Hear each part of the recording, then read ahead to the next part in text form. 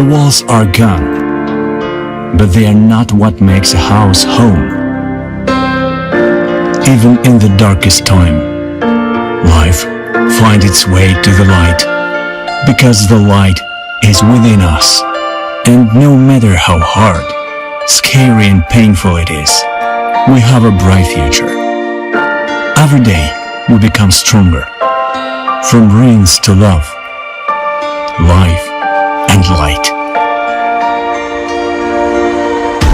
121,000 destroyed buildings are not just statistics.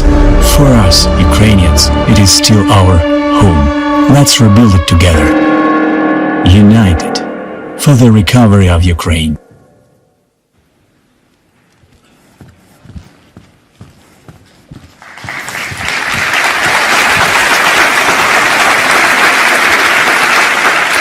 Excellencies, ladies and gentlemen, welcome to Switzerland. Benvenute e benvenuti a Lugano for the Ukraine Recovery Conference 2022. I would also like to welcome all those who are joining us online.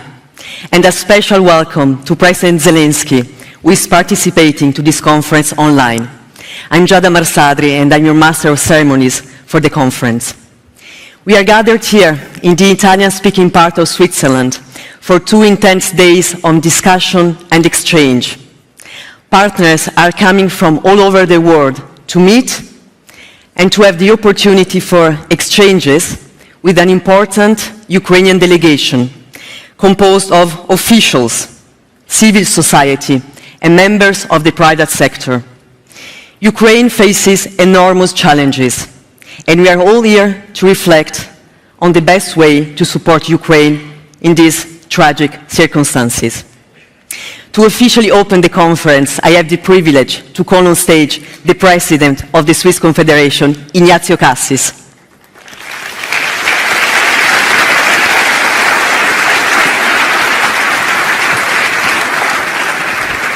Buongiorno, Presidente. Grazie, buongiorno.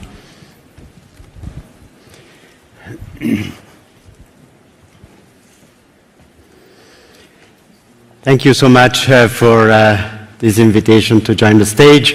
Presidents, Prime Ministers, Ministers, Excellencies, ladies and gentlemen. It is an honor to welcome you here in Lugano. Switzerland and Ukraine have worked together to set up this conference. I would like to thank President Volodymyr Zelensky for his intensive cooperation during the preparations. We understand only too well, Mr. President, why you are following the conference from Kiev. So it is all the more important that Ukraine is represented in person by Prime Minister Denis and Mihal, along with a sizable delegation. For that, I am particularly glad. Thank you, Denis, for joining us. What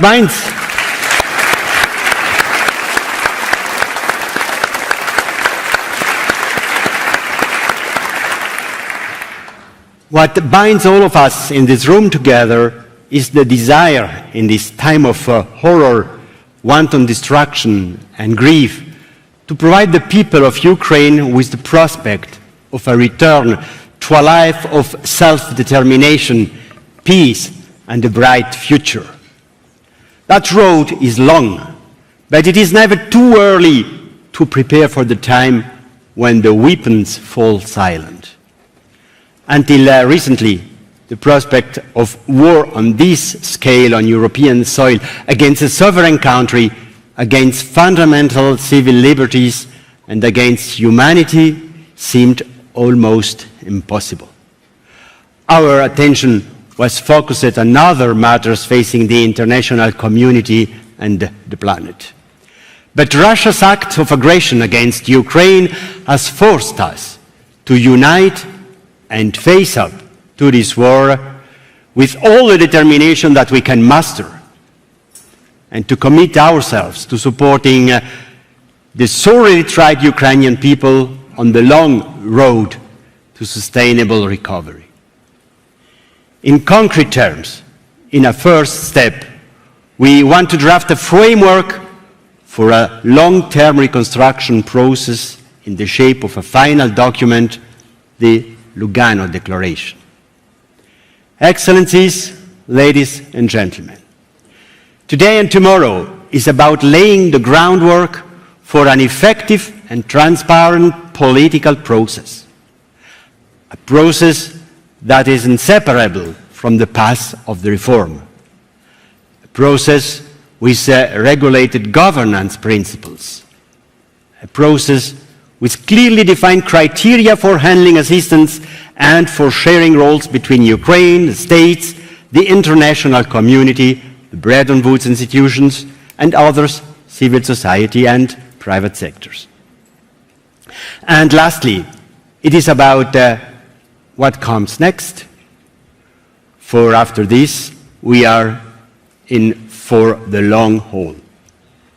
Naturally, there are not questions that we can answer conclusively within the space of 2 days.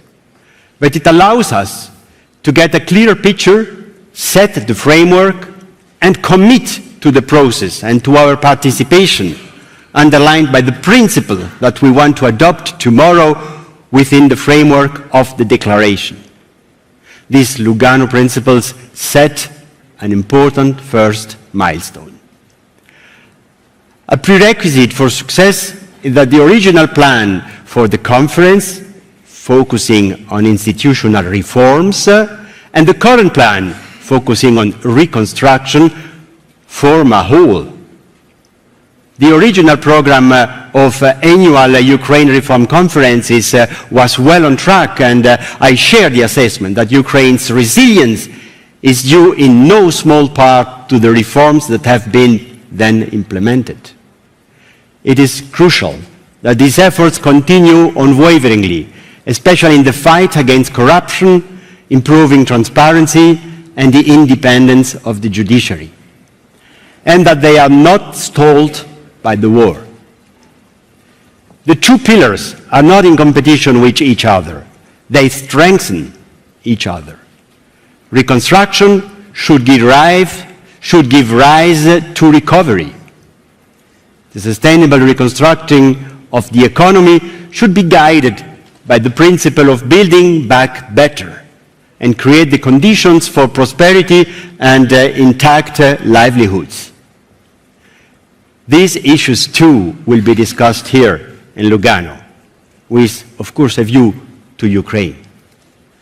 The 3 R's, reform, resilience, and recovery, thus form a continuum. Excellencies, ladies and gentlemen, I would like to thank all of you for taking part in this conference today and tomorrow, whether in person or by video link. Many of you have taken the time to travel to Lugano in person. Again, thanks a lot. The Nobel Prize winner Hermann Hesse wrote, I quote, "Where friendly paths meet, the whole world looks like home for a time." In fact, he used to live near here with his wife Ninan, who had Ukrainian roots. So, let us evoke the spirit of Lugano for a successful conference, so that Ukraine can once again be a lasting home offering a bright future for all, including those who have fled and those who have been displaced. Thank you so much. Grazie per l'accoglienza.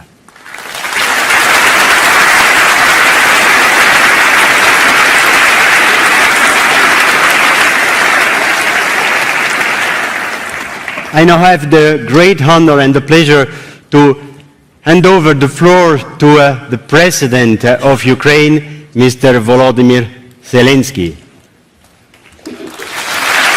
Welcome.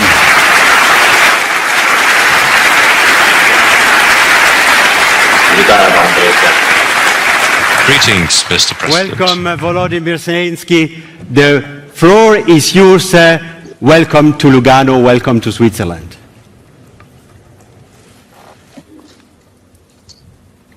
Дуже дякую.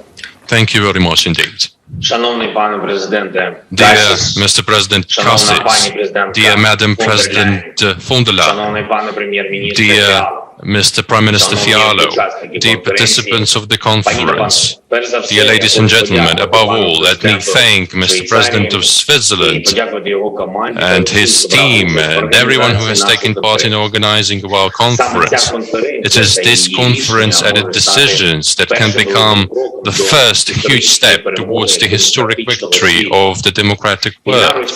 Russia's war against Ukraine is not simply an attempt to seize our land and destroy our state institutions or break down our independence. It is a far greater confrontation, the confrontation of outlooks. The anti-democratic and anti-European system which is built in Russia seeks to prove that it is allegedly mightier than all of us, Ukraine, Europe, and the democratic world. It seeks to prove that Europe is supposedly weak and supposedly unable to defend its values.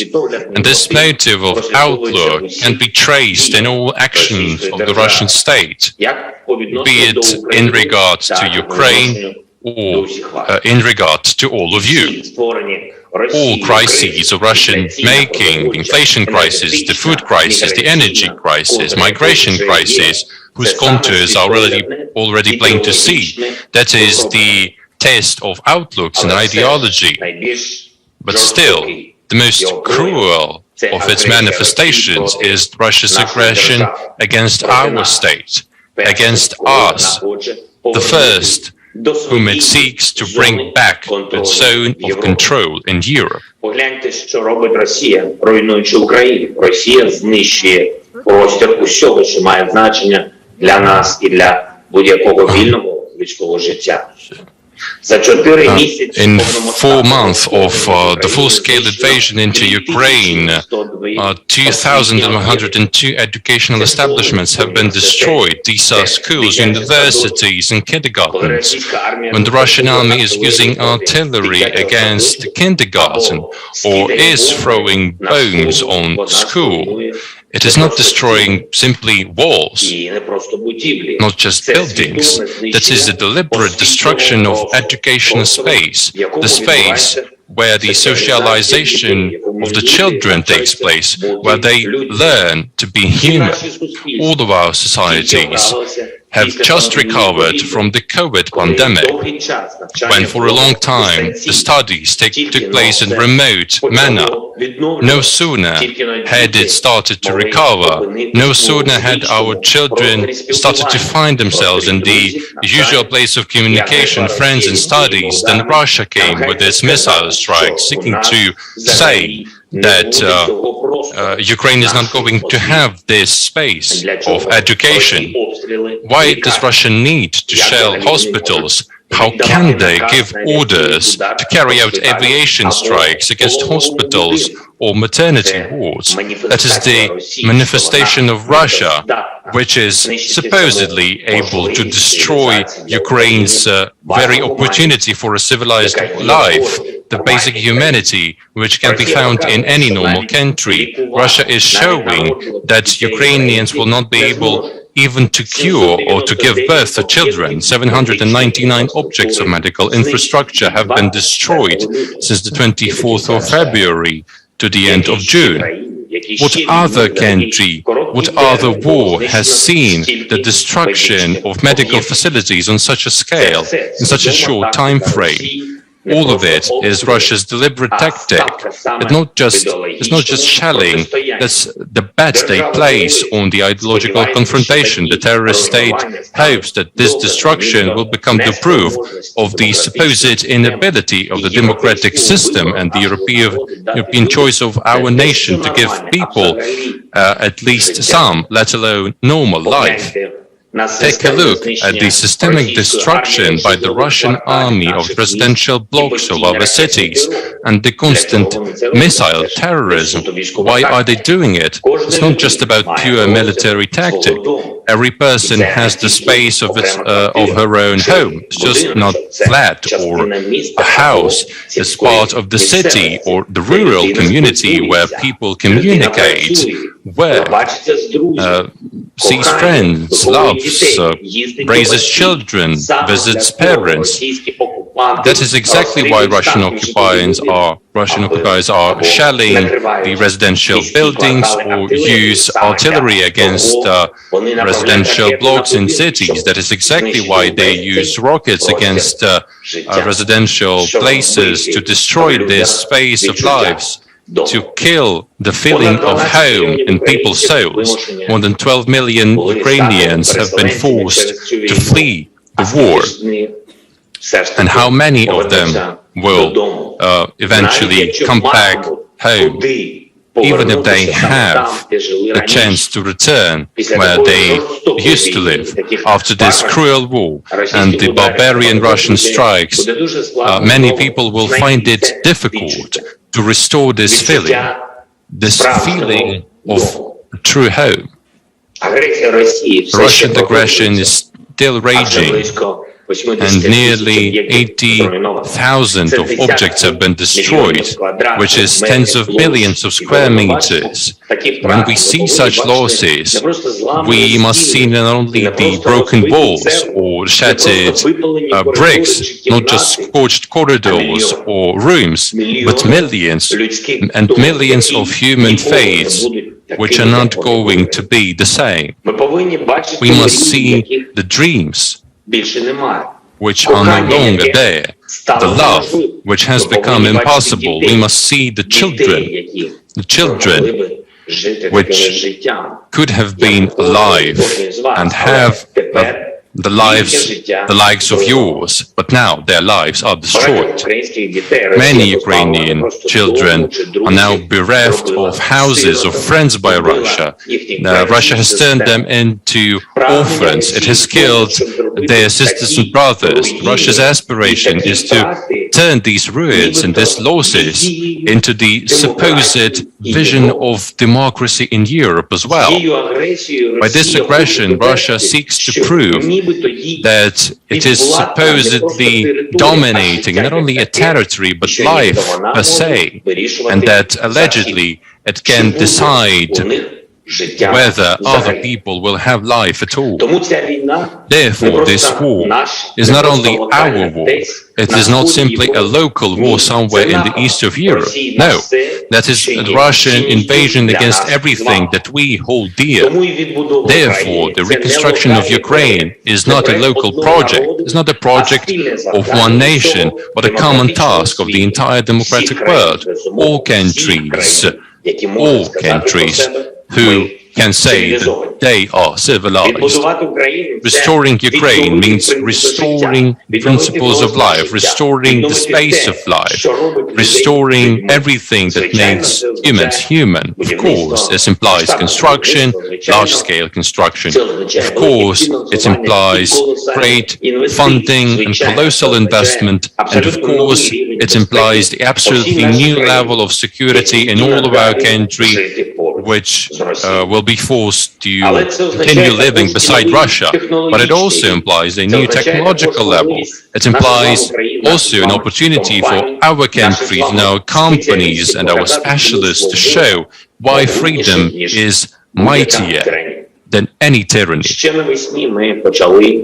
In spring this year, we started proposing our partners to join the project of recovery in Ukraine, and it was apparent back then that it would be the most ambitious project of our time, the economic, technological, social project, but most of all, the project of outlook. And I'm grateful to all the countries which have responded positively to our proposal to take patronage over regions, cities, or industries affected by the war, particularly I thank Denmark, to take patronage over the reconstruction of the city of Mykolaiv. I thank the United Kingdom for their interest in restoring the Kiev Oblast. And I also invite other countries of the civilized world, ambitious companies and specialists to join our effort. Apart from that, it will allow creating millions of new connections in the democratic world in Europe, among our countries. Every city, every community, every industry which will be restored will serve as a historic proof that other countries helped us. Just imagine, it's not just about the flags of the partner country at the entry to the city, but the fact of being interwoven into the new fabric of life in Ukraine, the new traditions and results of work of everyone who contributed to the recovery. And of course, I thank the European Commission for the initiative to establish a special European platform for the recovery of Ukraine. But all the initiatives, plans and ambitions must be part of a single system where not only the needs, but also the feelings of Ukrainians will be at the forefront. Therefore, Ukraine proposes its own national recovery plan, which can serve as the basis for realizing every initiative, every idea, and to use funds in Ukrainian interest in a rational and effective way that can be channeled to Ukraine's recovery.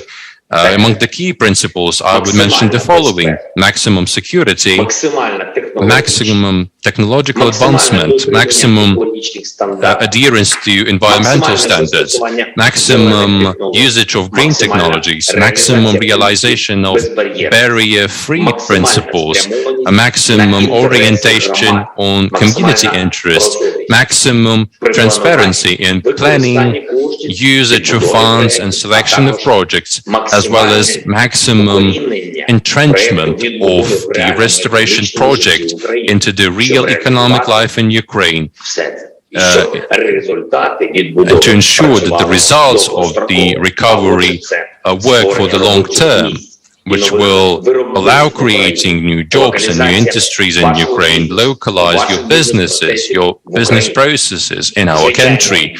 Of course, we are not talking about only the recovery of the fabric of life, but also institutional development. Our state has become the candidate for the membership in the European Union. The movement towards the full-fledged membership requires reforms, but Ukraine's recovery also requires reforms. We must strengthen our institutions further on. We must further improve the standards of life. And our aim is to ensure that Ukraine is not only the freest country in Europe and the most comfortable country for living and businesses, but also to ensure that we can fulfill all the political tasks facing us of all countries who have ever moved to the European Union. We can do it like we have put into practice the biggest reform for the European countries, for the Euro-Atlantic community. That is the most important reform which have been put to practice. That is the reform of uniting the European community. And now we are all united thanks to Ukraine. And thanks to this reform of ours, we have actualized every of the basic values of Europe, just like the support of NATO countries implies that we have united the alliance. And this unity in NATO has not been seen for dozens of years. The reconstruction of Ukraine will also become our great reform, but because we are uniting the democratic world, that it is plain to see for everyone that the outlook of free people always prevails. The world will see that anyone will ever be able to use war to accomplish its purposes. But now I would like to make one very important local emphasis. We need to act this very moment. A major part of the territory of Ukraine has already been liberated, which is more than 1,000 localities, but a major fraction of our territory is still facing challenges, economic, energy, social challenges. We need to restore school studies, we need to provide medical services and give housing to IDPs. We need to guarantee jobs for Ukrainians, protect the energy field. It is important now, at this very moment. Especially as the winter is approaching, therefore will present two levels of action: the strategic one, which implies the restoration of all country, as well as the tactical one, which means that we need this tactical help. This implies the necessity of restoring everything that can be restored now, this very moment. Ladies and gentlemen, until ruins are there, this war will continue until the aggressor can hope that the very basis of life can be destroyed, then there cannot be any long-lasting peace. Therefore, the reconstruction of Ukraine will be the greatest contribution to the maintenance of global peace, the most global peace of all. We can prove that the democratic world is mightier, that Europe is mightier, and that our values cannot be obliterated, and we are definitely going to do it. Thank you for your attention, and I invite all of you to Ukraine in order to visit the greatest, the most wonderful country in the world, in order to work together with us. At the very beginning of the presentation, Mr. President Kasi said that he sees the sizable delegation of Ukraine in the hall, quite a great one, it seems. Well, Mr. President, I was also quite impressed that our delegation is quite big.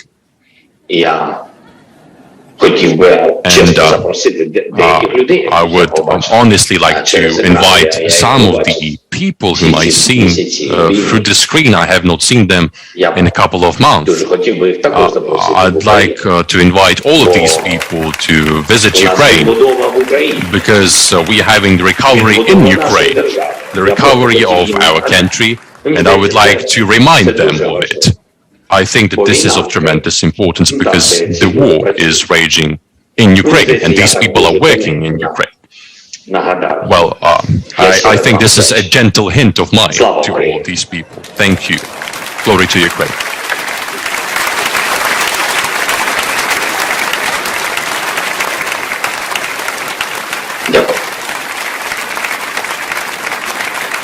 Thank you very much indeed.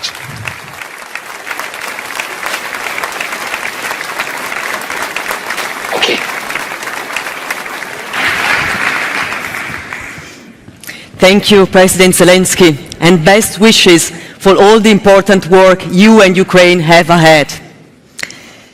A cultural program has been organized alongside this conference as a sign of solidarity with the refugees and those who have remained in Ukraine. Ukrainian culture is rich and diverse, and we have now the pleasure of sharing with you some of this wealth, thanks to Robert Kowalski. He is the concert master of the Orchestra della Svizzera Italiana. Robert Kowalski will play Melody by the Ukrainian composer Miroslav Skorik. Buongiorno, Robert.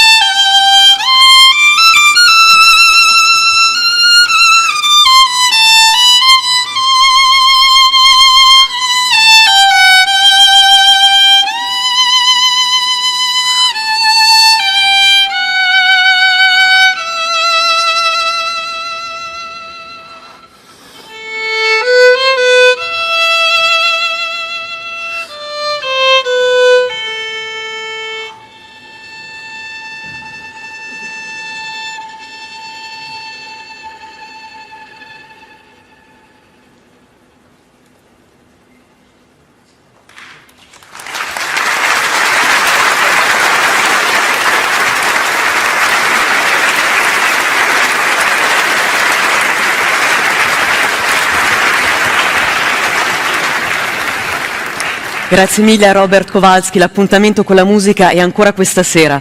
I would like to remind you that tonight there will be a solidarity concert at the LAC, Lugano Arte Cultura Cultural Center, by the Orchestra della Svizzera Italiana.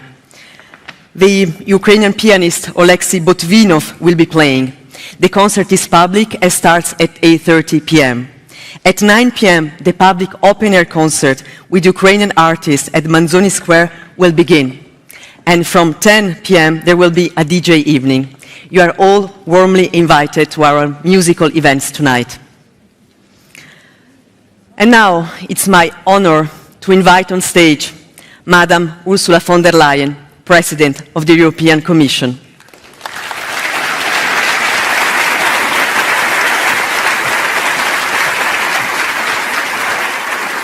Welcome to Lugano.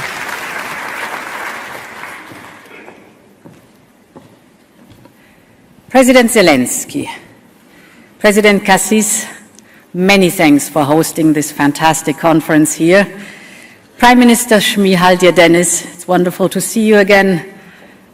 Speaker of the Parliament, the Rada, Mr. Stefanchuk, also good to see you again. Dear Prime Minister Fiala, as Presidency of the European Union, dear Prime Minister Simonaite, you hosted last year the conference, Prime Ministers, Ministers, Excellencies, honorable guests. 1 month ago, a young Ukrainian hero died on the battlefield as he fought for the future of his country. His name was Roman Ratushny, and he would have turned 25 tomorrow. Roman belonged to a new generation of young Ukrainians. As a teenager, he was among the first protesters on the Maidan, demonstrating for Europe and for the democracy. And ever since, Roman never stopped fighting for a better Ukraine. He fought for a corruption-free Ukraine, both as activist and journalist. He fought for a greener Ukraine, leading the movement to save a natural park in Kyiv from illegal constructions financed by oligarchs. He fought for sovereign Ukraine, and he paid the ultimate price for it.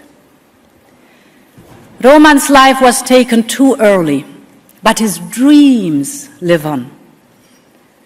The dream of a new Ukraine, not only free, democratic and European, but also green and prosperous. A place that Ukrainians' golden generation can finally feel their own. It is this dream that brings us here today. Because with our support, our Ukrainian friends can rebuild Ukraine, not just as it was, but as its young people want it to be. I know that this may sound overly ambitious, as Russian bombs keep falling, shattering not only schools and hospitals, but also countless lives. But all of us know by now that nothing is impossible to the brave people of Ukraine. You have just heard the determination in the words of President Zelensky. And we will soon listen to the details of the plan from Prime Minister Mihal. We know Ukraine's immense potential for positive change. We know it because we have seen it affirmed time and again since the Maidan Revolution 8 years ago. Ukraine has progressed visibly since February 2014, when the revolution of dignity began. It was the only country in Eastern Europe to pass legislation to rein in the oligarchs' powers. Or take the reform of the administration and decentralization. It is a success. We see it that the administration does function despite this atrocious war. And this is also true for digitalization. With Europe's support, Ukraine has created state-of-the-art e-government services and an impressive cybersecurity machine. Decentralization and digitalization have made Ukraine stronger. And this experience, how reforms work, will be precious for the reconstruction of Ukraine. Because Ukraine will need courageous reforms. But reforms should go hand in hand with investment. We all know the scale of destruction is staggering, and costs are rising with each day of this senseless war. This is also true for social costs. Victims, veterans, women, children, they are coming back from exile. That is good. But Ukraine will have to care for them. Ukraine will have to restore business confidence and attract more capital from abroad. Ukraine will have to improve living standards for its citizens. And Ukraine will advance on its path towards the European Union. The challenges are huge, without any question. But they are not insurmountable. Ukraine can emerge from this war on a path towards a stronger and more modern country, with a modernized judiciary, with stronger institutions, with a solid track record to fight against corruption, but also with a greener, more digital, and more resilient economy. This is the country that so many Ukrainians, like Roman Ratushny, are dreaming of and fighting for. And this is why we are here today. The task ahead of us is colossal, as President Zelensky said. All of you here in the room and many more elsewhere on the screens want to support and help rebuild Ukraine. And this is not only in our interest, it's also in our interest, but it is also our moral duty, our moral obligation. And this is why the European Commission has proposed to the government of Ukraine to set up a reconstruction platform, to map investment needs, to coordinate action, to channel resources, and of course in support of an ambitious reform agenda. This platform will be the place to shape strategic orientations and priorities for our common work, to focus on future-proof reconstruction, moving towards climate neutrality, embracing the digital decade, building a social market economy that leaves no one behind, ensuring security and defense, and all of it embedded in good governance. Ukraine will be in the lead because our action will be driven by the aspirations and the desires of the Ukrainian people. That is so important. The platform will bring together countries, institutions, the private sector, and civil society. Our partners from around the globe, from Switzerland to the United States, European and international organizations, from the European Bank for Reconstruction and Development, that is already working in Ukraine, and I really commend you for that, to the European Investment Bank, from the IMF to the World Bank. And of course it will involve business and business associations with all their incredible know-how. We need that know-how, we need that expertise. Just recently in Davos, Prime Minister Mihal and me, we have seen the keen interest of companies and entrepreneurs to get involved in the reconstruction of Ukraine. The platform will be open to everyone who cares about the future of Ukraine. Ladies and gentlemen, Europe has a special responsibility and a strategic interest to be at Ukraine's side every step of the way. Ukraine wants to be part of our European Union, and we want Ukraine to become a member of the European Union. Ukraine is highly motivated to work with us in this direction, and we will do our utmost to support these efforts. Because the path towards a stronger Ukraine and a path of European integration are one and the same. Through the Reconstruction platform, the European Commission can offer its extensive expertise in running programs that combine reform and investments. And in addition, we've been working very closely with Ukraine for a long time. And this work will only intensify now that Ukraine has formally become a candidate country to join our European Union.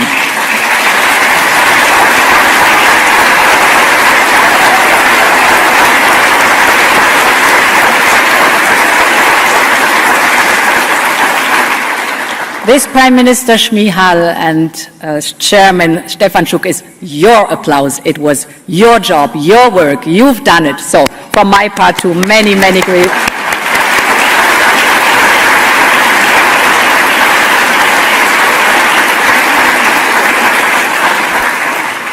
But of course, besides our own expertise, we would like to bring in external expertise and external advice. And thus, Chancellor Olaf Scholz and I, in very close cooperation with our international partners, we will organize a high-level international conference after the summer. We want to bring together the brightest minds and the leading global experts on reconstruction. We have never done it at that scale before, so that we can ensure that this generational undertaking is done in the right way. We have a huge opportunity, we should use it. And if we have a good plan, if we have a sound plan, if we have a comprehensive plan, this will give the necessary confidence to all investors. It will give them the message, your money not only serves a good cause, it does serve a good cause, but it will be first and foremost spent efficiently and effectively with a maximum impact for the benefit of the people of Ukraine. The Kremlin's goal is the military, political, and economic destruction of Ukraine. They want to undermine Ukraine's very existence as a state. We cannot and we will never let that happen. Since the beginning of the war, we have all mobilized. The European Union, for example, has mobilized around about 6.2 billion euros in financial support. And as you know, more has to come and more will come. We're fully aware that for the immediate relief, there is money flow, there is budget support necessary now. We will engage substantially. But here in this room, we also have to engage substantially in the mid and long-term reconstruction. And here in Lugano, the Lugano principles are the first important building block guiding our way. President Cassis, once again, many thanks for making that possible. This is the foundation from which on we are working now to rebuild and reconstruct Ukraine, the Lugano principles. I want to commend you and I want to thank you for organizing this conference.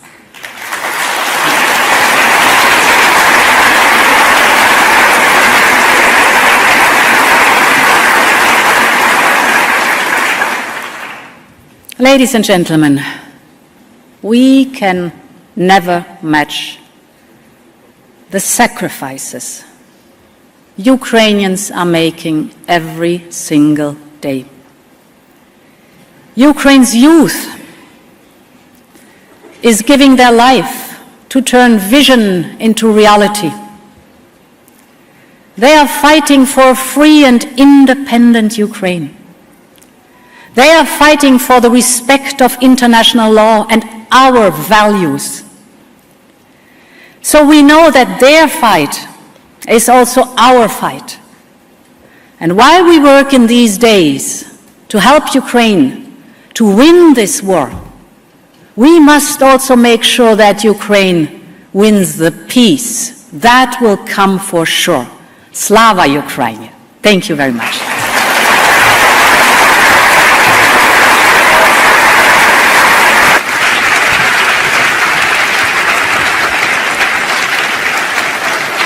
Thank you, Madam President von der Leyen. Thank you very much. The Czech Republic has had the presidency of the European Union since the 1st of July. And now I'm delighted to welcome on stage Mr. Petr Fiala, Prime Minister of the Czech Republic. Welcome to Lugano.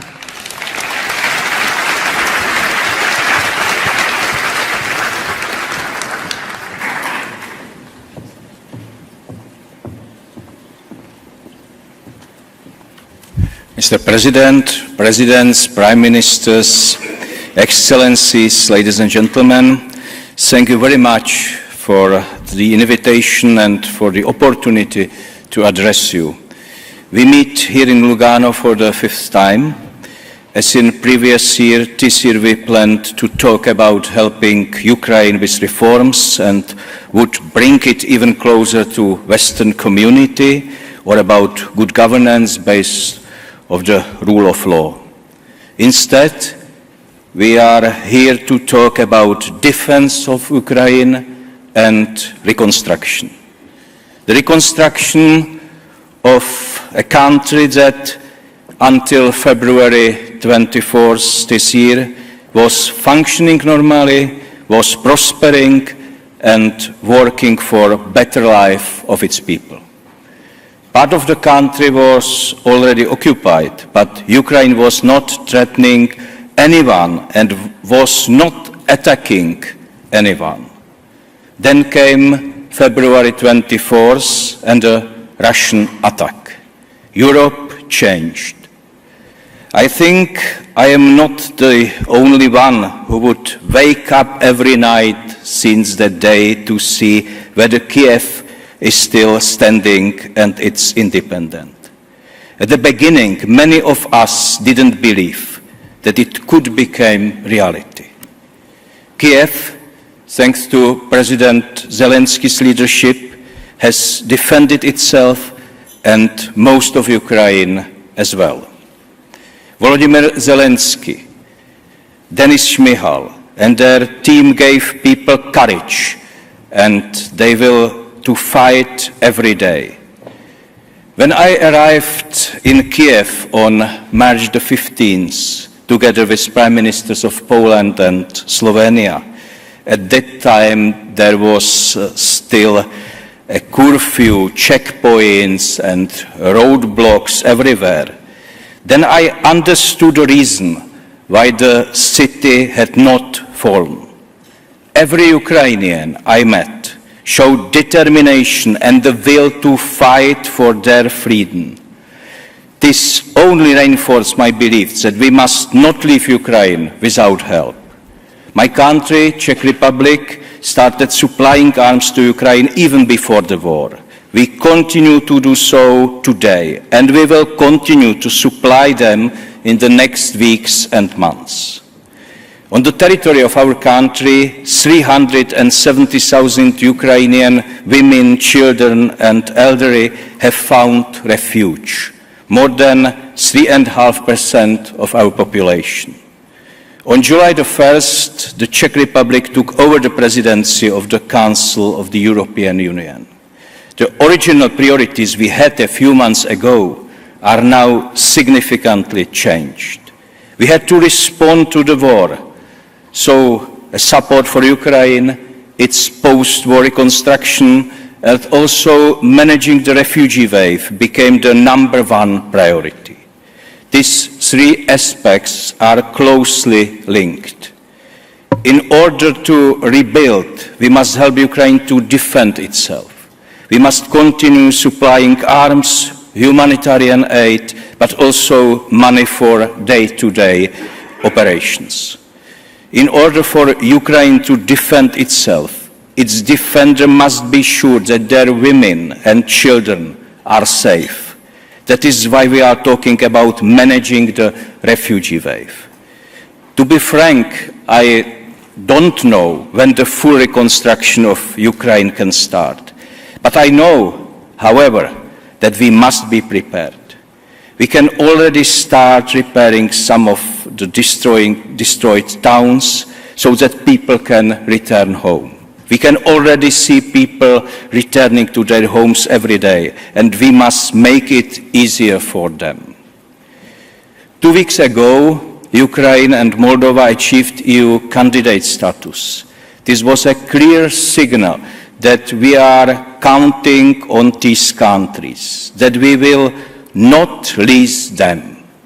It is obvious that a substantial part of the reconstruction will be on the shoulders of the European states and European Union as such. This is natural. We must show leadership, but we must also work with others, with all G7 countries, with the United Nations, with the World Bank, with International Monetary Fund and other international institutions. We must simply involve the whole civilized world in the future reconstruction of Ukraine. That is why I promise that we will cooperate as much as possible with the European Commission and the European Parliament during our presidency of the EU Council. We have no easy task ahead of us, but we will not let Ukraine down, and I am convinced that even Europe will emerge from this crisis stronger, safer, and more resilient. Thank you very much.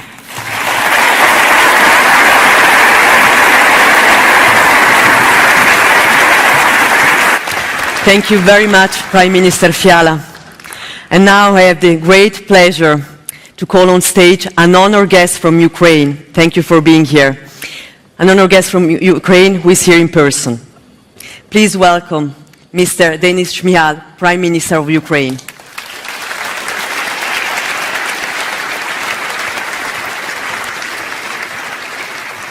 Thank you for being here. Thank you.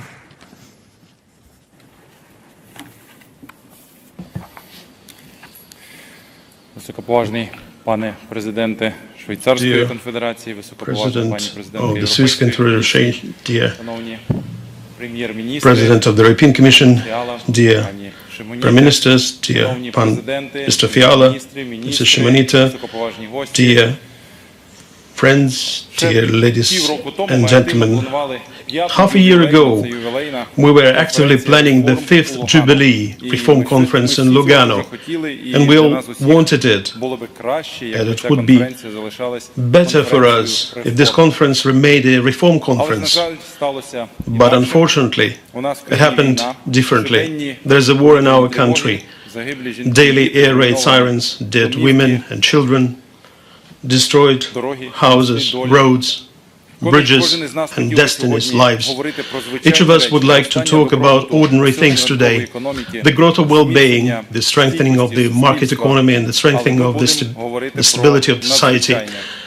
But we'll talk about the extraordinary courage of Ukrainians, extraordinary challenges, extraordinary and incredible support of Ukraine by all civilized countries of the world from the Atlantic to the Pacific Ocean, and surprisingly about extraordinary opportunities for Ukraine, for Europe, for the world, for each of us. These possibilities are what unite us. One prominent person said, "Unity is the key to victory in war of peace." At the same time, it doesn't matter. All the same, we're all united by the desire to live in security and peacefully, by the aspiration to never let it happen again, by the desire to have a home, to be near our family, by the hope that the world of our children will be better than our present. Today we're all united in our defense, tomorrow in our reconstruction. No, reforms have not disappeared from our lives. Moreover, to some extent, it is thanks to the reforms that I'm here in Lugano today. To a certain extent, thanks to the changes implemented by Ukraine all these years. Kiev did not fall, a number of regions were liberated from the invaders, and for the 130 days of the war, Russia has not achieved any of its goals. Decentralization, reform and independent local self-government made it possible to incredibly defend every city and every community on the ground. European aspirations allowed, on the most terrible day, February the 24th, 2022, to disconnect from the Russian energy system and quickly integrate into the European system, into COE. The reform of the banking sector allowed us to maintain financial stability. Digitalization has become the basis of the government's capabilities and controllability of the situation. And in the end, all the steps, all the reforms that were carried out in recent years allowed us to say with pride, Ukraine is a candidate for membership of the European Union. But it's time to move on.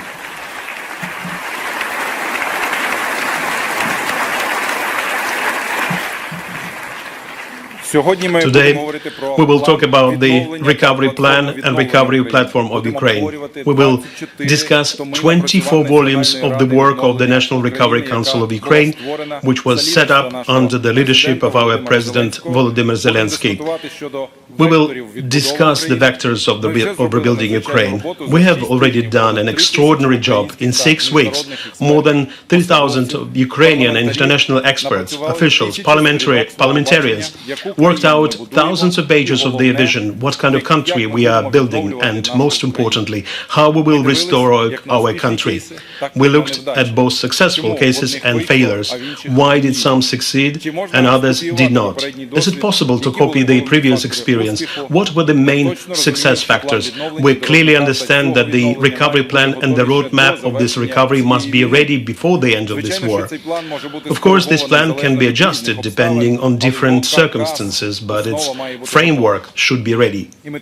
And we know for sure that behind successful recovery cases, there are always partners or international coalitions that help in such recovery. That is why today we present the draft of our reconstruction plan right here in Lugano. It is important for us to unite friends of Ukraine all over the world and form a coalition for the recovery of Ukraine. It is important for us to show foreign governments and companies that Ukraine has a very clear vision of how we can become successful, become a member of the EU and realize the Ukrainian economic miracle. Ukraine's recovery plan is divided into 3 key stages. The first is to restore here and now what is possible and what is critical for people's lives. There is no water in the liberated Chernihiv. It is necessary to repair the water main here and now. In the Kyiv region, it is not possible to reach certain villages. Temporary bridges and crossings must be built here and now. This work is already underway. We're currently financing it with funds from the budget of Ukraine. The second part is fast recovery.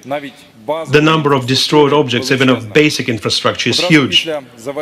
Immediately after the end of the hostilities and the victory of Ukraine, it will be necessary to implement thousands of reconstruction projects, renovate schools, hospitals, build temporary housing, bring life back to destroyed cities and communities. The third stage of this plan is long-term transformation. It covers all areas, from education and medicine to the green transition and the new military-industrial complex. People, economy, infrastructure, these are the 3 foundations of Ukraine's recovery. We approach the preparation of each of these stages very systematically. Damage assessment, technical projects for the restoration of each specific object, regulatory issues, resource base for this recovery. We are already creating an e-map of Ukraine where we record all the damage caused by the war. This This map is constantly updated. Damages are documented and verified by several parties at once. Thanks to the advanced digital tools of the government and DIA web application, every citizen of Ukraine can submit information about their destroyed accommodation homes. About 250,000 applications are already in the databases. Further, local authorities verify this data and also supplement the database with information about destroyed and damaged objects of social and critical infrastructure, schools, hospitals, nurseries, boiler houses, administrative buildings. Everything is entered into electronic registers. In parallel with this, the Office of the President of Ukraine, our team in the government, as well as our partners from the Kyiv School of Economics, according to their international standards, are conducting work on the assessment of general damages. Today, Ukraine's direct infrastructure losses amount to more than $100 billion, more than 1,200 educational institutions, more than 200 hospitals, thousands of kilometers of gas pipelines, water and electricity network, roads and railways were destroyed or damaged. And we count in every object.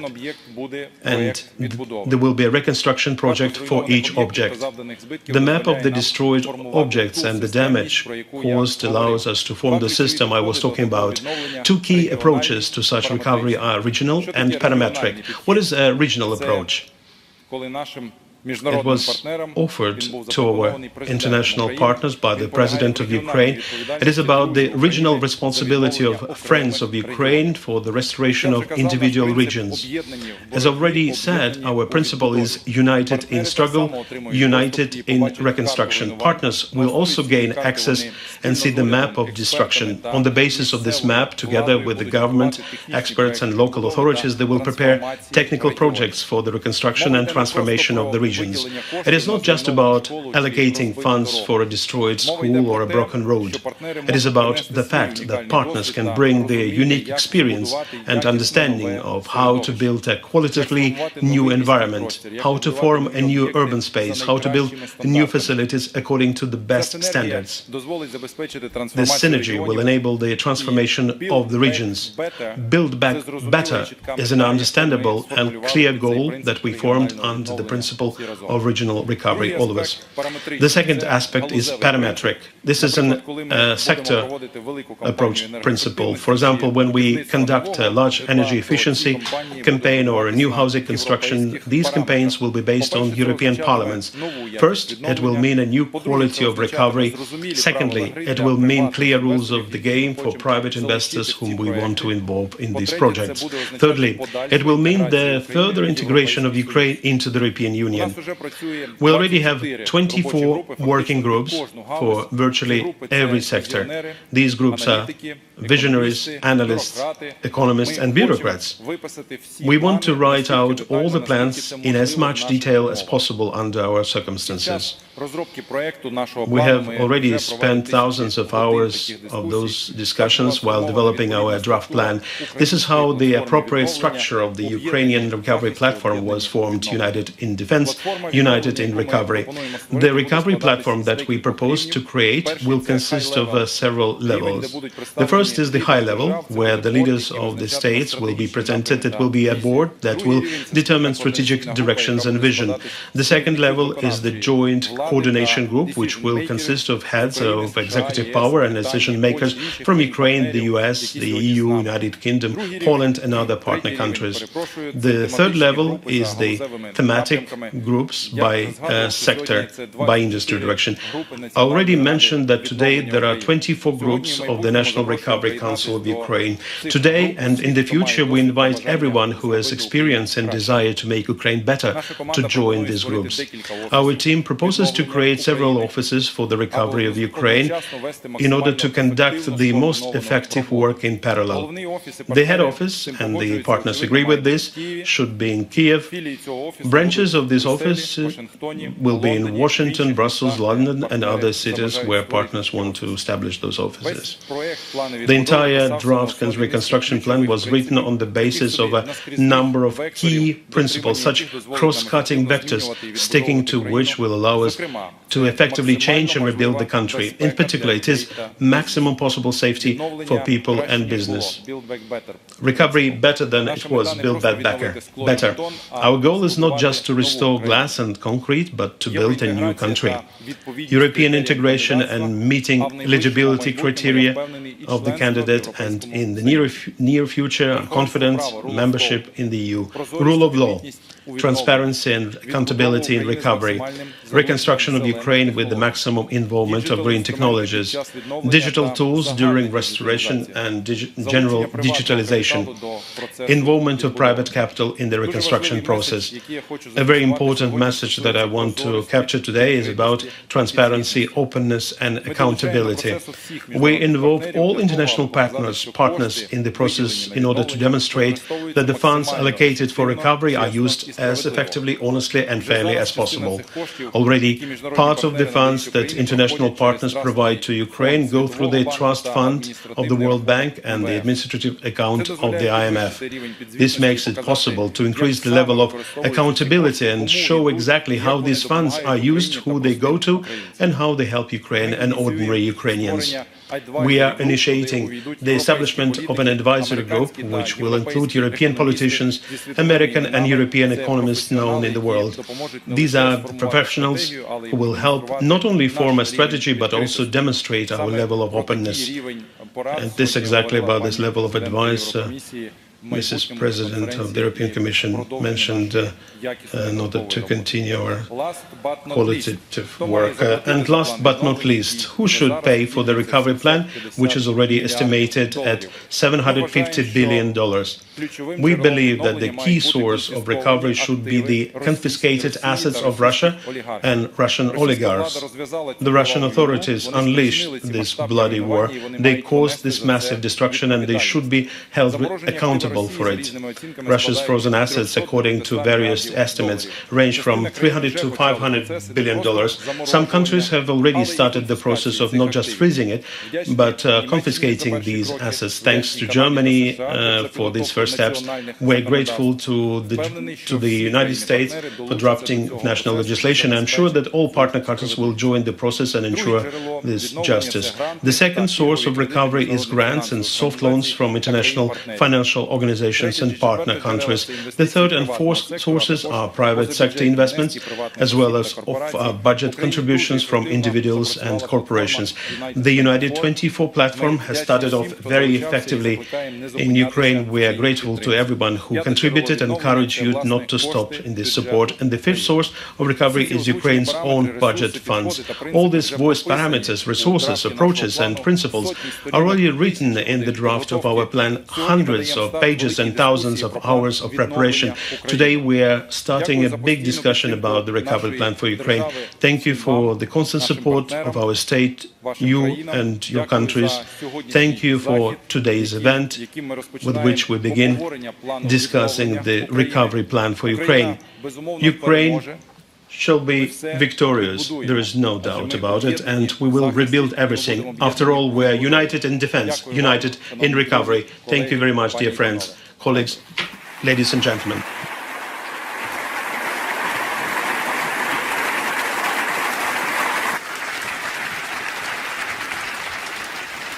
Thank you very much, Prime Minister Mihal. And now I'll hand over to the moderator Yves D'accord for the presentation plenary. Mr. Yves D'accord is the chairman of the Edgelands Institute. Bonjour et bienvenue.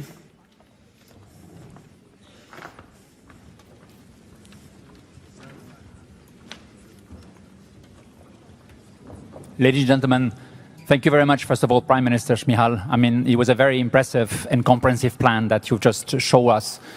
What we would like to do is, I know there's a lot of information, and it's important information. What we would like to do is, and stay with us, there will be more information.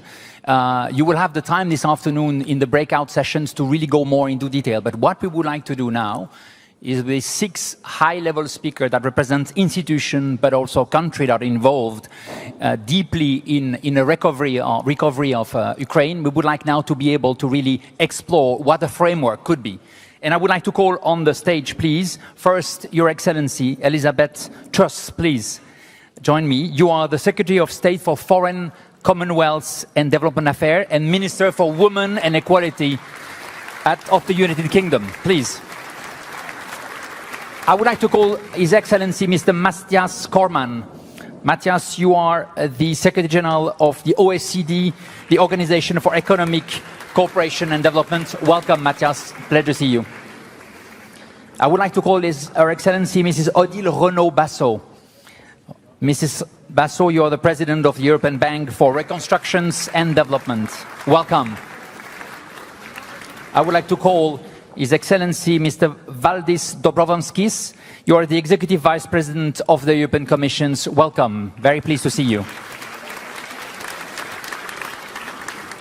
I would like to call Her Excellency Mrs. Anna Bierde. You are the World Bank Vice President for Europe and Central Asia. Welcome. Happy to see you.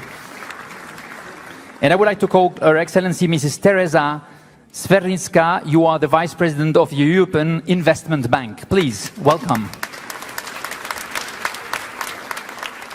And Prime Minister Mihal, I saw that you felt that's it, that's over. Not at all. Can I ask you to come back on the stage? Because what I would like to do, please, what we would like to do is to be able to ask you at the end your reactions, because what we'll hear right now is, in fact, international partner. You mentioned Ukraine has the lead when it comes to the recovery plan and the framework, but it is working with, in fact, international partner. And we have an amazing group of international partners that are able to tell us a little bit their challenge, their visions, their methods, and their priority. The big deal is you don't have a lot of time, as you know, so we'll try to do our best. Let's say 5 minutes maximum each of you, and we'll try to start. We would like to start with you, Mrs. Elizabeth Truss. You are the Secretary of State for Foreign, Commonwealth and Development Affairs and Minister for Women and Equalities. Please, would like to hear your priority and your visions about the recovery. Please. Well, thank you very much, Prime Minister. Thank you to President Cassis for hosting the conference today. Ukraine's recovery from Russia's war of aggression will be a symbol of the power of freedom and democracy over autocracy, and it will show Putin that his attempts to destroy Ukraine have only produced a stronger, more prosperous and more united nation. The United Kingdom is resolute in its support for Ukraine's territorial integrity, and we will remain at Ukraine's side as it emerges a strong and thriving democracy. We've led on support for Ukraine during the war, and we will continue to lead in supporting the Ukrainian government's reconstruction and development plan. This needs to be a new Marshall Plan for Ukraine, and it needs to be driven by Ukraine itself. We will push for immediate investment and to drive economic growth, because it's absolutely imperative we get the Ukrainian economy going. We need to be able to support returning Ukrainians to Ukraine. We need to give people hope about the future, and we need to give them the means to be able to support themselves. Reconstruction should embed reform, modernisation, technology and transparency. And the United Kingdom is very pleased to join the Joint Reconstruction Coordination Group. It's our view that it's vital that that is open to partners right around the world. We need all of the free world supporting this effort. It must be open and comprehensive, and it must involve international organisations as are represented on stage at the moment. And it must involve all of those who have been active in helping Ukraine defend itself and who back Ukraine for the long term, through thick and thin, whatever it takes. The United Kingdom has committed to host next year's 2023 Ukraine Reconstruction Conference.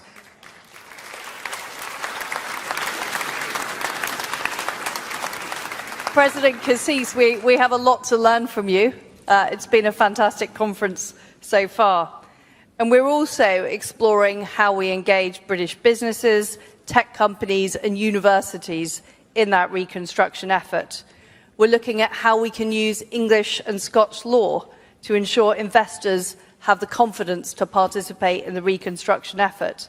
And we will use the might of the City of London and the European Bank of Reconstruction and Development, which is based in London, to make Ukraine one of the world's top destinations for investment in 2023.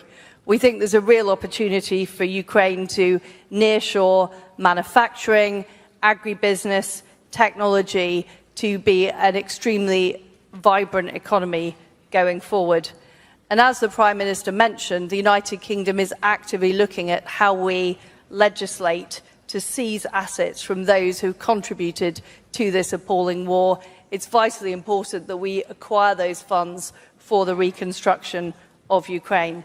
The United Kingdom will be championing the recovery of the Kyiv region in response to President Zelensky's specific request of our Prime Minister for UK leadership. We believe that despite the appalling suffering, despite the terrible war crimes that have taken place, the devastation and the human cost, that Ukraine will emerge stronger and more successful after this war. President Zelensky, you've demonstrated that Ukraine is a bastion of freedom and democracy, and it's our duty as your friends and allies, as the free world, to do whatever it takes to support you. Thank you.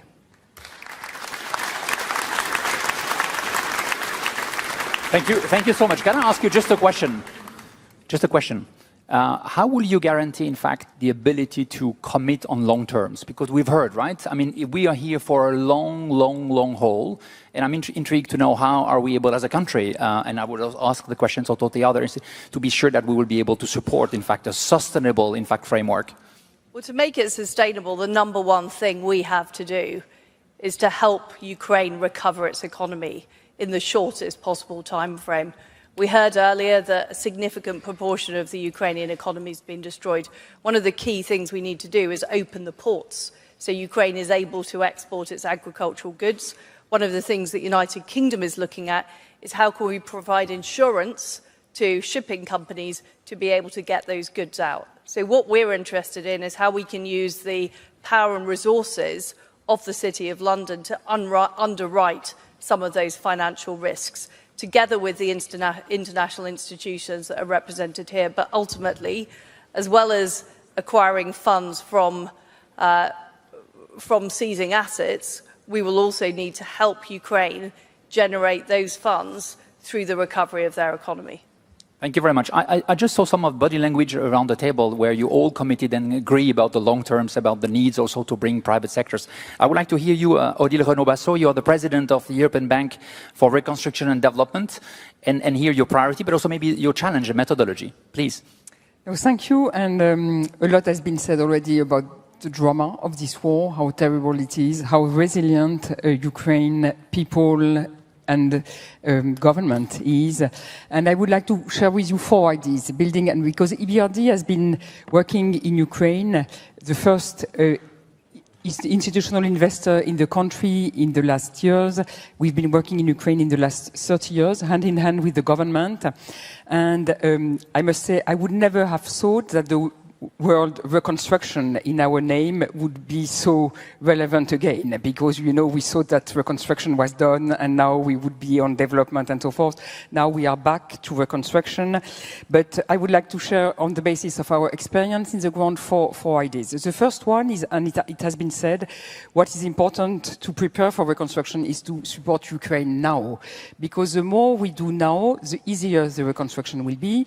And that's why we continue to increase our risk in Ukraine, to finance Ukraine. We got some donor support to do that, but we also take some risk on our balance sheet, and we focus really on the real economy, supporting key infrastructures such as gas, helping to buy gas, supporting electricity network, railway, private sector companies, our clients, and municipalities. And I think this is very important to do it now and not to wait when everything will be settled in reconstruction, because the more, as I was saying, the more... And if I may, it means no is not just for humanitarian. So what you're saying is also important to invest. It's important to support the government who has budgetary needs, but it's also important to support the companies, public and private, and the municipalities that are working now in the ground. They are still suing for the campaign, a lot of things are still going on in the part of the country which is not under the bombing. So I think that it's very important, because the more we do now, the more it will give revenues for the government to sustain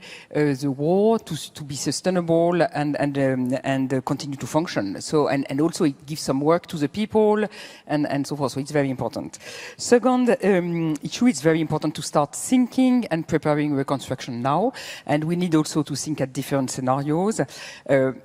President Zelensky referred to tactical and strategic, and I think tactically what is important is that we will need to start rebuilding, reconstructing, while the war may be still on. And that is going to be a challenge, but I think we need to get prepared to that.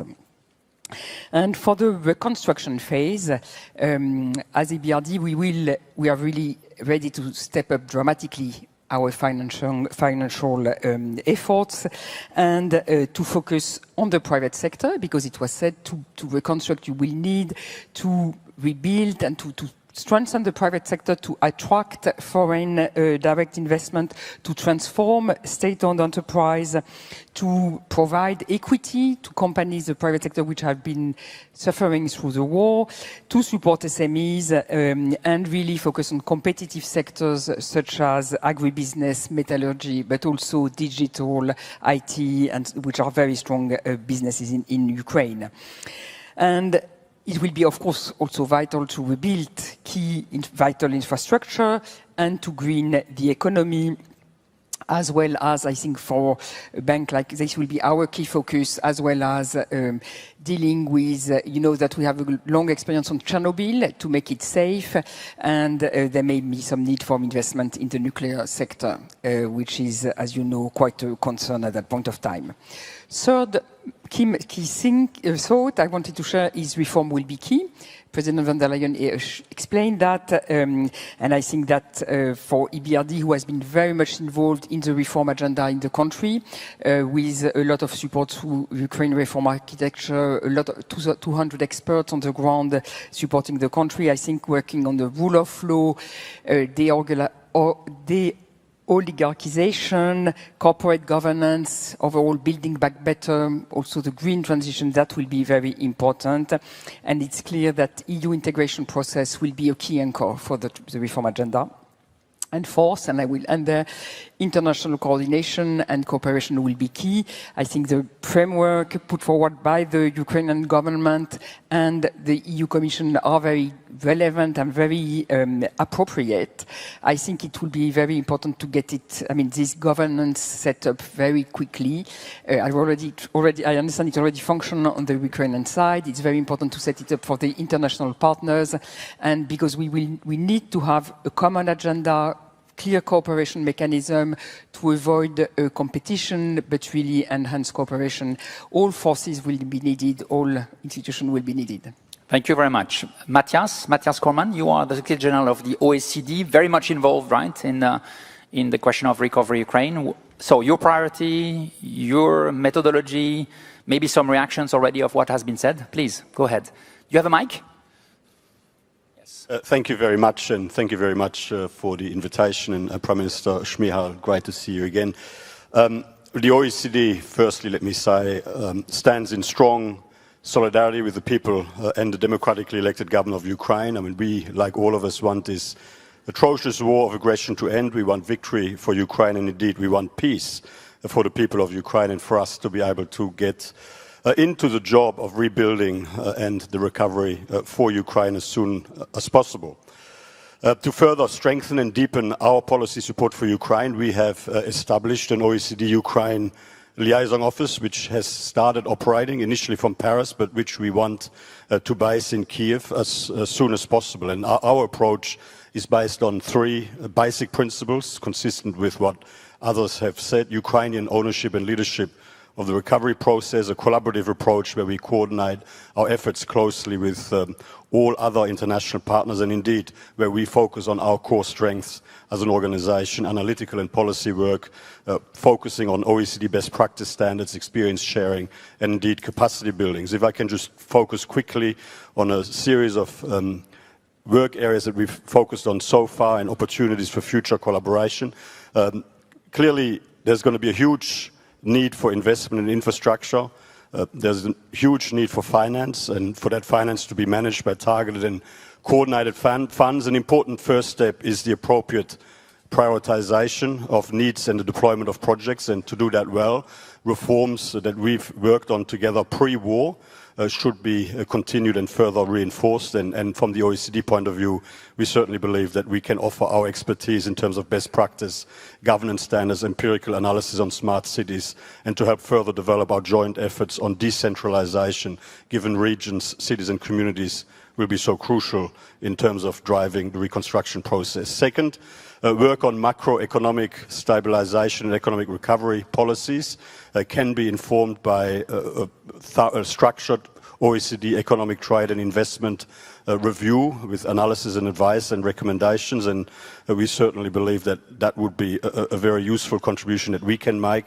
Third, as Ukraine's damaged cities are rebuilt, we can provide best practice policy advice about urban planning and opportunities for green reconstruction. Clearly, Russia's war of aggression has severely disrupted economic and environmental progress in Ukraine, and as has already been mentioned, rebuilding a greener economy will help boost Ukraine's international competitiveness moving forward. So we're very keen here to build on long-standing EU OECD work in this area. Fourth, we're ready to provide advice to help address long-standing issues with the business environment, including competition policy, support for small and medium enterprises, entrepreneurship, reform of state-owned enterprises, and indeed energy sector reform. Addressing competition, transparency and integrity issues will be essential to bring investors confidence. And in future, an overarching regulatory policy review could help provide guidance on improving administrative procedures and governance systems. Fifth, we believe we can help with further strengthening Ukraine's public institutions through continued support for anti-corruption institutions and reforms, and to support transparency and integrity of aid flows. In pursuing the implementation of the national anti-corruption strategy, we stand ready to support relevant bodies in Ukraine, and we very much welcome Ukraine's recent expression of interest to work closely with the OECD Working Group on anti-bribery. Our joint OECD-EU support for improvement in governance and management program, or SIGMA in short, has and will continue to support reforms to public administration and financial management in Ukraine. And indeed, that is a program which has a long track record over the past 30 years of supporting the transition of Central and Eastern European countries into successful market-based democracies, many of them now within the European Union. Finally, our expertise in migration, skills and education allows us to support on policies for the return of refugees and internally displaced people, which will be important as Ukraine designs and implements its reconstruction priorities. We're also assessing the skills of migrants from Ukraine and monitoring the flows and their composition, as well as supporting the continuity of education of children and final exams for youth in recipient countries. I might just leave it there. I sense that my time has come to an end. Might I still one question? Thank you for that. One question, because I'm just hearing it's very impressive to list to, just all the programs and the priority. Is there one major concern that you have right now? Well, the major concern right now is that Russia's atrocious war of aggression continues, and obviously I think it's fantastic that we're all here together planning for the future, but I'd like us to be able to get into it as soon as possible. So that's the biggest concern I think we all share. Thank you for that. I would like, So I would like to know the priority of the European Investment Bank. Teresa Savrinska, you're the Vice President. Your priority, your challenge, the methodology, please. Thank you. I would like to start with thanking President Cassis for the invitation and Prime Minister Mihal. It's a privilege to be here today and on behalf of the European Investment Bank to contribute to this recovery program, which will be inclusive, efficient and sustainable. As you know, we are present in Ukraine. We are being a substantial part of the economy of Ukraine over 20 years, so you know us very well, with the investment portfolio almost 7 billion euros. And I would like to stress that the European Investment Bank stands ready to continue support to Ukraine with the long-term financing. It has been mentioned many times today that we need to quick recovery, but also we need long-standing support for Ukraine. So we are ready to do it, but we also will continue to search for solutions to support urgent liquidity needs to the government of Ukraine and expand of the almost 700 million euros we have already provided towards this and in the first weeks of the war. As you know, the European Investment Bank has substantial experience in managing multi-billion economic recovery programs such as the Juncker Plan, InvestEU and Pan-European Guarantee Fund, COVID-19 crisis response instrument. So with this behind us, we can safely say that our ability to attract private investments and blend them with public sources will be a key for a quick, efficient and sustainable reconstruction of Ukraine. I'm very happy to see today impressive number of countries and organizations here in Lugano with a shared determination to support Ukraine and her recovery plan presented by the government of Ukraine today. We know that to succeed, we need all hands on deck, and as Adil said, we need strong coordination among IFIs because the scale of destruction is almost unbelievable. And following the first Russian invasion of Ukraine in 2014, the EIB worked together very closely with the government of Ukraine and the European Commission to help normalize life in eastern Ukraine, build schools, hospitals, roads, and offering a new future to citizens of Ukraine. And today I would like to concentrate on our proposal, on our idea to extend our support package for Ukraine with a new instrument, EU-Ukraine Gateway Trust Fund, created to become part of the Ukraine Reconstruction Platform put forward by the European Union. And this fund would allow to blend potential contribution from the EU member states with contributions from non-EU organizations and partner countries to accelerate both post-war reconstruction and EU accession of Ukraine. By setting up the fund, we would strengthen the project-related arm of EU support to Ukraine. So, complement to the other instruments envisaged under the Ukraine Reconstruction Platform with direct project-focused interventions would allow for a swift support of critical infrastructure to keep Ukrainian economy going and also to underpin integration into the EU and new economic model. What is very important, it would also catalyze private sector investments, which has been mentioned many times today, enable the economy to rebound.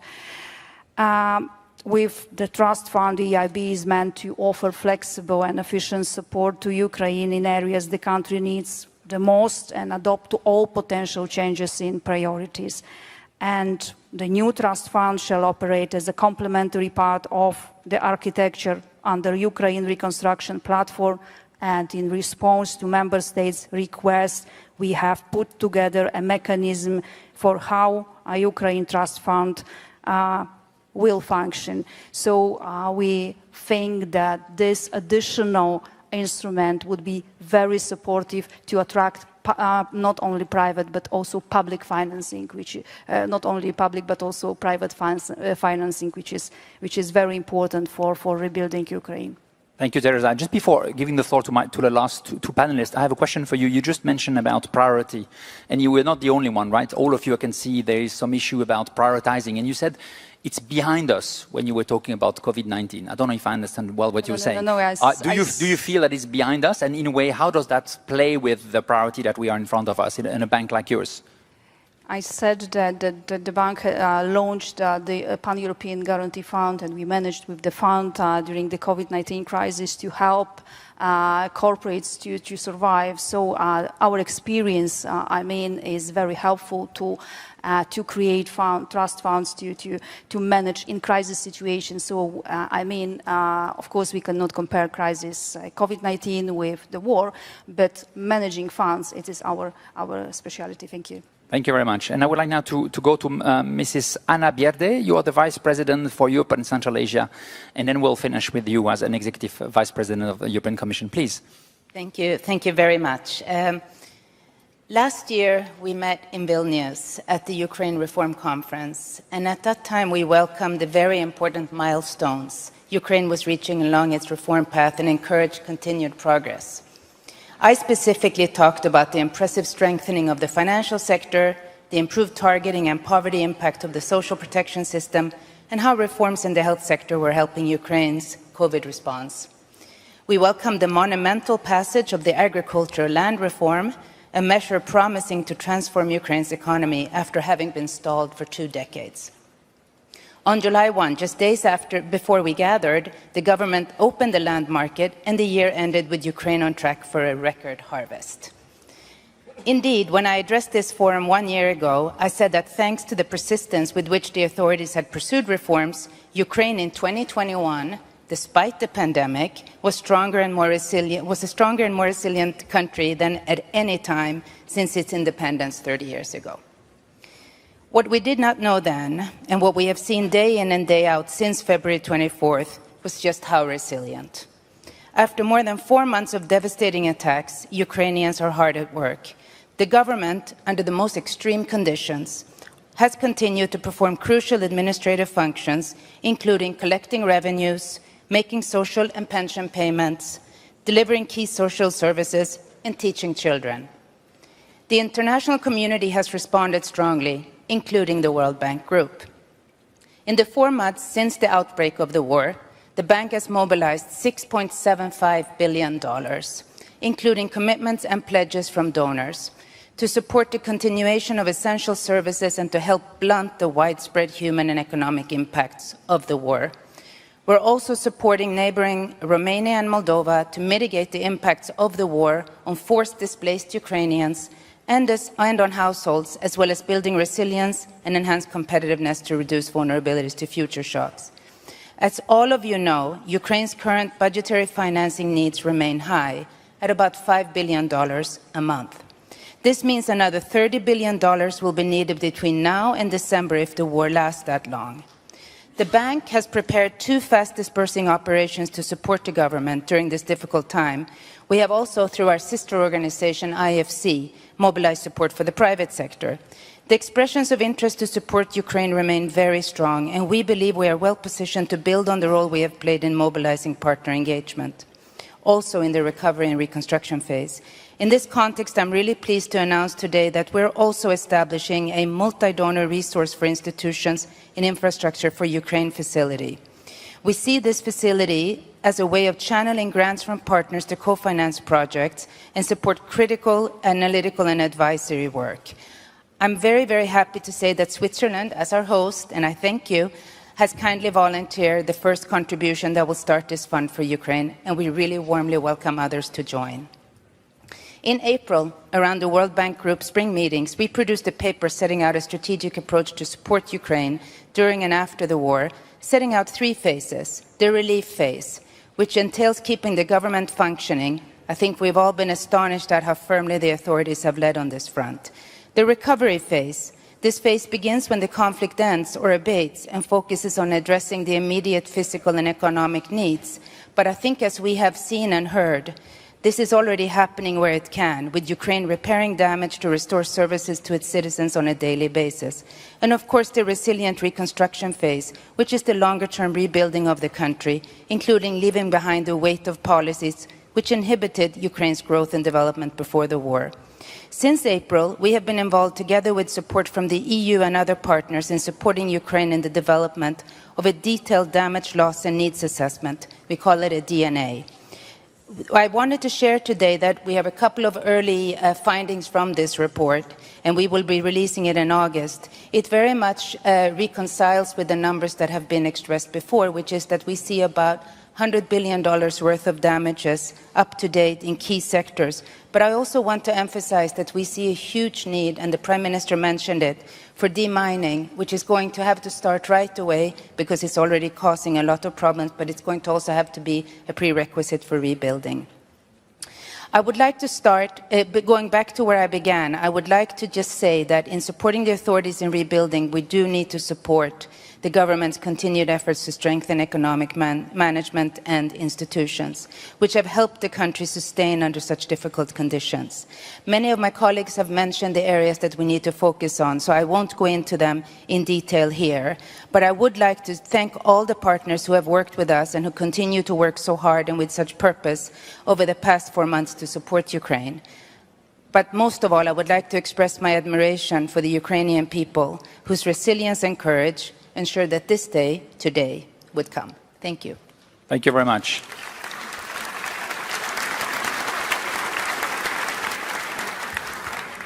I would like to hear Mr. Valdis Dobrovolsky. You're the Executive Vice President of the European Commission.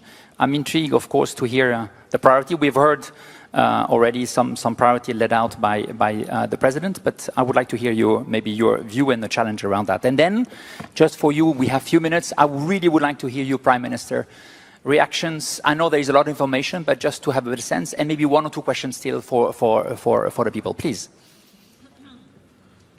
No, go. First. So, Honorable President Cassis, Prime Minister Mihal, Excellencies, ladies and gentlemen. Well, first of all, I would like to thank Switzerland for hosting this conference. Your country has a world's oldest tradition of military neutrality, but Russia's aggression against Ukraine, it's not only against Ukraine, it's against the entire democratic world. So thank you for supporting Ukraine. Well, we see Ukraine as part of our European family, as shown also by our recent decision to grant Ukraine EU candidate country status. And this decision is also a recognition of Ukraine's long reform effort over many years. We continue to provide political, financial, military and humanitarian support to assist Ukraine in its fight against continued Russian aggression, and we will do so for as long as it takes. In total, this support now amounts to more than 4 billion euros since the beginning of the invasion, but still much more international assistance will be needed. The International Monetary Fund estimates Ukraine's balance of payment gap at $39 billion for this year alone.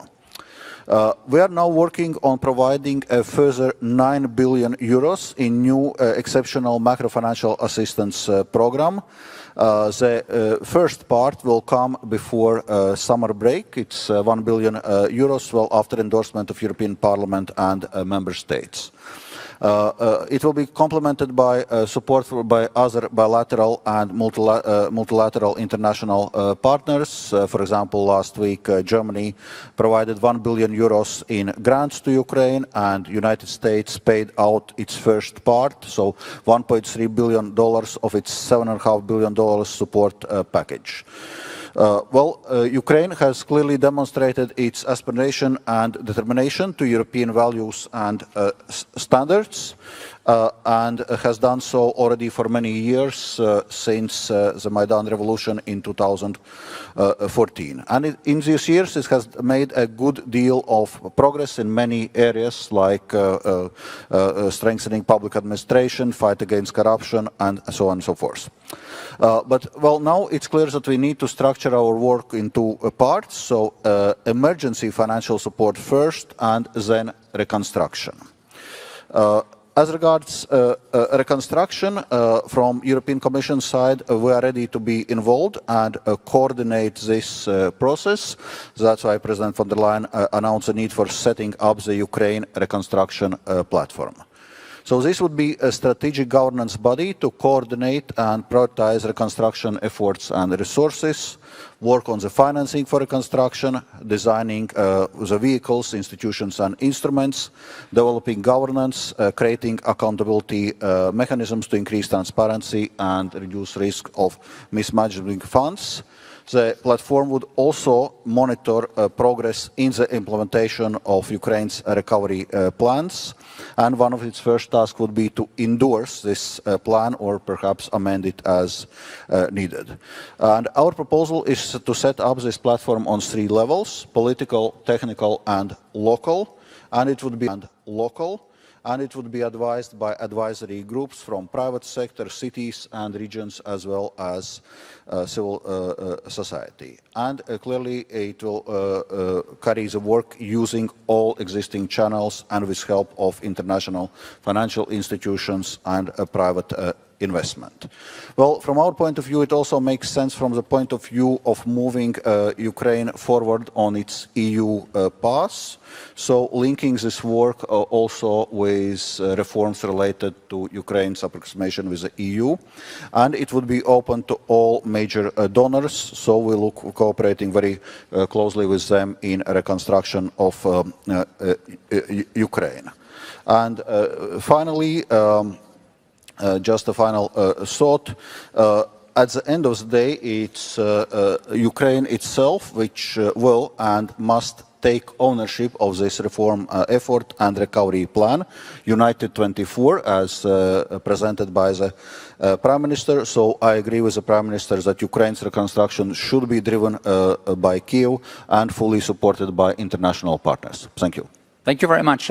Prime Minister, you've heard, right, a lot of very positive feedback towards, in fact, your plan, but you've also heard that there's a clear expectations towards your government, right? High expectation. I'm intrigued to know a little bit, how do you react to the expectation towards you, and maybe 1 or 2 elements that you want to add? And maybe that will help us this afternoon when we will go in breakout sessions to know what are the critical questions that we need to work. Thank you so much, dear colleagues, dear friends. Thank you for your kind words, for your huge work which we all together and each of you have made during these months for my country, for our people. Thanks to you personally, to your countries, to your organizations, because we feel this support. This support encourages us for faster win. It gave us hope to have peaceful times and reconstruct and recover my country. And this is crucially important for mental and moral feelings of our people, all of us Ukrainians. So thank you for this. All the main words and messages were tells from this scene, and I think that I will not repeat, but I understand, and we all understand, that fast recovery and global recovery of my country, this is a future. But now, today, we need absolutely strong support from all of you. And in sense of economical stability, in sense of macroeconomical stability, now we need very regular and strong financial support in sense of saving macroeconomical stability. Because after this, it will be much, much easier to begin recovery and rebuilding of my country. So this is, I think, one of the main messages how to save stability of the country right now. Thank you very much, Prime Minister. And what I've heard from all of you is that you have a clear agreement about the fact that we need to invest now, here and now. I think it was very clearly said. And it's not just a humanitarian perspective, very clear economic and financial perspective, but also for long term. So thank you very much as panelists. I hope it was a useful and very interesting one, and it will help you to think about the framework in the afternoon. Thank you. Please.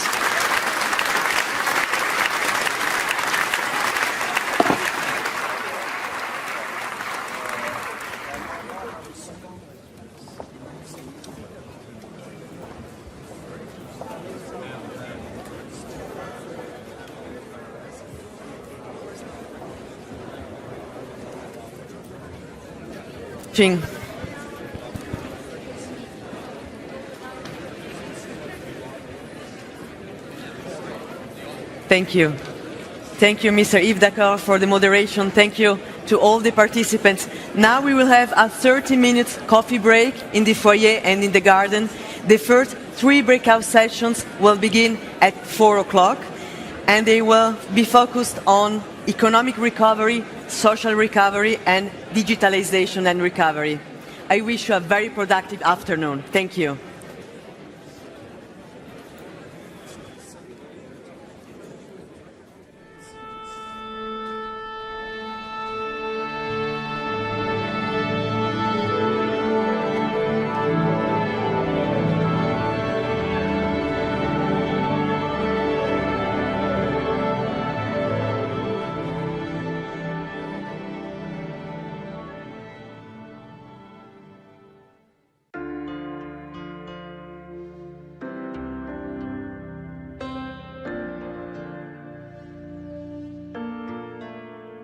The walls are gone, but they are not what makes a house home.